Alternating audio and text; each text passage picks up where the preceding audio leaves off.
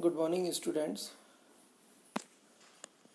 Today I am explaining you the remaining part of determiners. Yesterday I explained you articles, and now I am explaining you demonstrative determiners.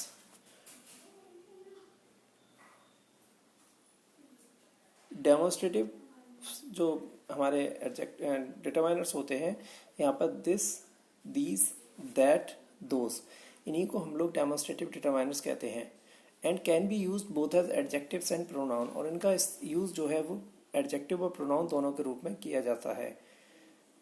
ये जो चार word है हमारे, this, that, these, those, ये आपस में भी एक दूसरे वर्ड के अपोजिट होते हैं. दिस का अपोजिट दैट होता है, दीज का अपोजिट दोज होता है. They particularly point to somebody or something specifying which one या ones.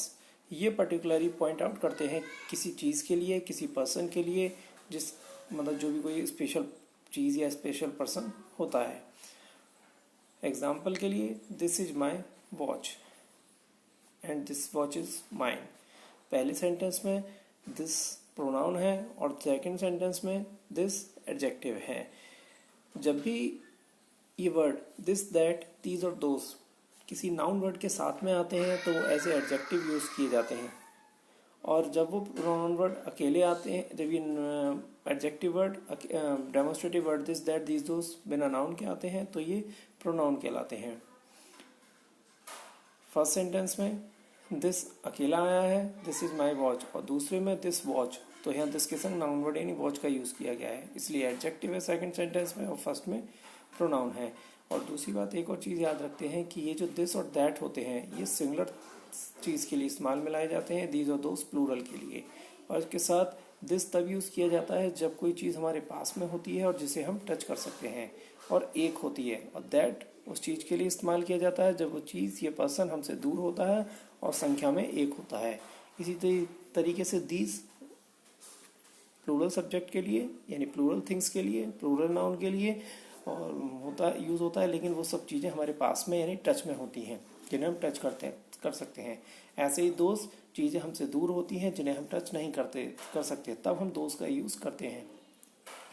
इसके साथ साथ that, those is use to avoid the repetition of the preceding noun. That और दोस्त का इस्तेमाल जो है नाउन वर्ड जो हमारा यूज़ किया गया है पहले, उसकी रिपीटेशन को बचाने के लिए भी किया जाता है. This, these refers to persons और things near the speaker.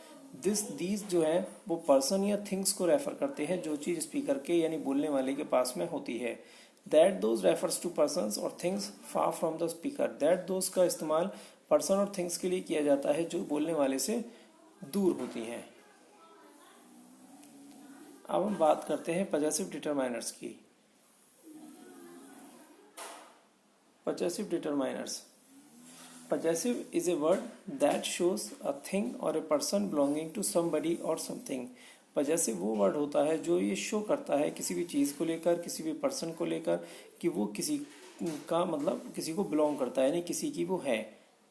The words my, your, his, her, its, our, their are possessives. तो ये जो वर्ड्स मैंने बोले my, your, his, her, its, our, their, ये सब हमारे पजेसिव वर्ड्स होते हैं. They are used as adjective and place before nouns. इनका इस्तेमाल एडजेक्टिव से पहले एडजेक्टिव के रूप में किया जाता है और नाउन वर्ड से पहले लगाया जाता है. दूसरी बात कि यहाँ पर भी कन्फ्यूज़न होता है कि पजेसिव एडजेक्टिव भी होते हैं और पजेसिव प्रोनाउन भी होते हैं. तो हमें ध्यान रखना पड़ता है कि अगर वो पजेसिव एडजेक्टिव वर्ड है तो पजेसिव एडजेक्टिव वर्ड के रूप में यूज़ हुआ है तो हमेशा इनके साथ में नाउन वर्ड जरूर आएगा. और अगर प्रोनाउन के रूप में यूज़ हुआ है ऐसे तो उनमें कभी भी नाउन वर्ड साथ में नहीं आएगा. जैसे I must do my homework, यहाँ पर नाउन वर्ड है हमारा होमवर्क, हमने माई वर्ड का यूज़ किया है उसके साथ में, इसीलिए ये हमारे लिए पजेसिव एडजेक्टिव है. इसी तरीके से he must do his homework, यहाँ पर ही हिज होमवर्क यानी हिज यहाँ पर पजेसिव वर्ड का यूज़ हुआ है. They must do their homework, तो यहाँ पर देयर का यूज़ हुआ है क्योंकि सारे वर्ड्स नाउन वर्ड के साथ में आ रहे हैं. The words mine, yours, ours, his, hers, theirs, ये सारे पजेसिव प्रोनाउंस होते हैं and convey the same meaning as possessive adjectives, और हमेशा सेम मीनिंग देते हैं जैसे पजेसिव एडजेक्टिव्स देता है। जैसे हमने कहा this pen is mine, example के रूप में दिस पेन इज माइन, यह पेन मेरा है, तो यहाँ पर माइन क्या है, पजेसिव प्रोनाउन। और अगर मान लीजिए इस सेंटेंस को इस तरीके से होता है कि दिस इज माई पेन, यह पेन मेरा है, तो यहाँ पर भी क्या है, अर्थ में परिवर्तन नहीं आया, चाहे वो पजेसिव प्रोनाउन के रूप में यूज हो, चाहे वो पजेसिव एडजेक्टिव के रूप में यूज हो। बस हमें तो यहाँ पर मीनिंग सेम आ रहा है, लेकिन हमें ये पता करने के लिए कि एडजेक्टिव है या प्रोनाउन, इसके लिए हमें ये देखना पड़ता है कि वो वर्ड जो भी हमारा है, अगर नाउन वर्ड के साथ में आ रहा है तो वो एडजेक्टिव है, और नहीं आ रहा है तो वो प्रोनाउन है। अब हम बात करेंगे अपने इंडेफिनिट डिटरमाइनर्स के बारे में, क्योंकि यहाँ पर इंडेफिनिट डिटरमाइनर्स काफ़ी सारे होते हैं, तो इनमें से कुछ मैंने लिखे हुए हैं। Some, any, much, many, little, few, less, the little, the few, a few, a little, much, many, more, less, fewer. यहाँ पर some and any mean a certain number. Some और एनी का जो मतलब होता है वो एक निश्चित नंबर होता है या फिर अमाउंट में मात्रा होती है। They can be use with plural और अनकाउंटेबल नाउन्स, दोनों का इस्तेमाल प्लूरल सब्जेक्ट और अनकाउंटेबल नाउन्स के साथ में किया जाता है। लेकिन यहाँ पर एक चीज़ हमें याद रखनी पड़ती है कि सम और एनी में एनी का यूज़ जो है वो इंटरोगेटिव सेंटेंस और नेगेटिव सेंटेंस के साथ में ही किया जाता है, और सम का यूज़ केवल एफर्मेटिव यानी पॉजिटिव सेंटेंस के साथ में या सिंपल सेंटेंस के साथ में ही किया जाता है। जैसे कि हम किसी से अगर क्वेश्चन पूछते हैं कि do you have any extra pen, तो यहाँ पर हमने एनी का यूज़ किया क्योंकि हम उससे पूछ रहे हैं आपके पास कोई भी एक्स्ट्रा पेन है। तब वो जब वो रिप्लाई देगा अपना, तो I have some extra pen, या तो वो ये कहेगा या फिर ये कहेगा I have not any extra pen, कि मेरे पास कोई भी एक्स्ट्रा पेन नहीं है। तो यानी नेगेटिव और इंटरोगेटिव होने पर ही हम एनी का यूज़ करते हैं, और सिंपल और पॉजिटिव सेंटेंस होने पर हम सम का यूज़ करते हैं। इसी तरीके से little, a little, the little are use before uncountable nouns. तो ये जो हमारे लिटिल, अ लिटिल और द लिटिल है, इनका इस्तेमाल अनकाउंटेबल नाउन्स के साथ में किया जाता है। जैसे there is little water in the jug, कि जग में बस थोड़ा सा पानी है। तो यहाँ पर वाटर क्या है, अनकाउंटेबल नाउन, जिसे हम मेजर नहीं कर सकते, जिसे मतलब गिन नहीं सकते, हम काउंट नहीं कर सकते, इसलिए हमने यहाँ पर लिटिल वर्ड का यूज किया। ऐसे ही फ्यू, अ फ्यू और द फ्यू, ये किसी नंबर को डिनोट करता है और and use with plural nouns, और इनका इस्तेमाल प्लूरल नाउन के साथ में किया जाता है। ये ध्यान रखना है कि इनका हमेशा प्लूरल नाउन, और साथ के साथ ये भी ध्यान रखेंगे कि काउंटेबल नाउन्स के साथ में ही यूज करते हैं हम लोग। जैसे कि आई हैव फ्यू फ्रेंड्स, तो यहाँ पर फ्रेंड्स क्या है, काउंटेबल नाउन, इसलिए हमने फ्यू डिटरमाइनर्स का यहाँ पर इस्तेमाल किया है। Little and few denote scarcity and have a negative meaning. Little और जो फ्यू है, ये कहीं ना कहीं स्केर्सिटी को यानी समस्या को शो करते हैं, और जिनका एक नेगेटिव मीनिंग होता है। इसी तरीके से अ लिटिल, अ फ्यू, इनका मीनिंग स्मॉल अमाउंट या स्मॉल नंबर होता है, यानी एक छोटा, लिटिल का मतलब स्मॉल अमाउंट और अ फ्यू का मतलब स्मॉल नंबर। क्यों? क्योंकि अमाउंट क्या है, अनकाउंटेबल, और इस नंबर क्या है, काउंटेबल।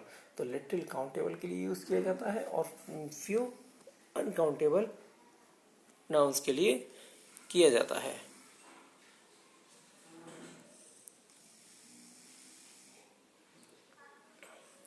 इसी तरीके से the little, the few are followed by a relative clause. Little और जो द फ्यू है, ये हमेशा रिलेटिव क्लॉज के साथ में ही चलते हैं। Much, many mean a lot. Much और मैनी का मतलब होता है बहुत सारा। Much is used with N uncountable noun. Much का इस्तेमाल अनकाउंटेबल नाउन के साथ में किया जाता है। And many is used with plural nouns, और मैनी का इस्तेमाल प्लूरल नाउन के साथ में किया जाता है। More, less, fewer are comparative determiners.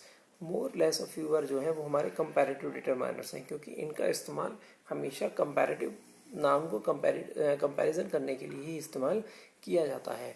More is used before plural and uncountable nouns. More का इस्तेमाल प्लूरल और अनकाउंटेबल नाउन्स से पहले किया जाता है। To refer to a quantity और अमाउंट ऑफ समथिंग, जो रेफर करता है किसी क्वांटिटी को या फिर किसी चीज़ की मात्रा को।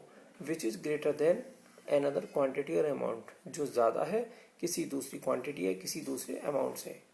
Less is use to refer to an amount of something that is smaller than an other amount. और लेस का जो इस्तेमाल किया जाता है कि किसी भी चीज़ की वो मात्रा, जो लेस रेफर करता है उस चीज़ को कि किसी भी चीज़ की मात्रा जो कम है दूसरे वाले से।